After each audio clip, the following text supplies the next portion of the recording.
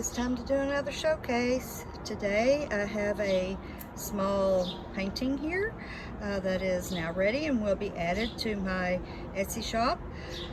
It is 6 by 8 inches, so it is small and will fit into any decor. You could even display this on a tabletop if you wanted to, on a little stand. I'm going to be titling this one Peacock because to me it looks like a peacock feather, especially when you orient it in this direction. It looks different, of course, depending on how you turn it, as you can see. So my shadow's that way, so that didn't work.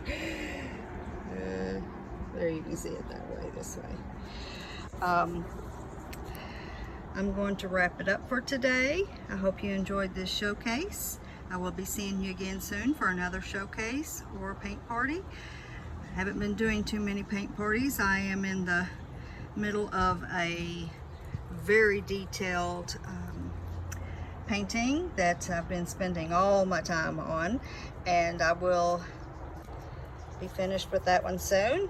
But until I see you again, enjoy the rest of your day. Bye bye.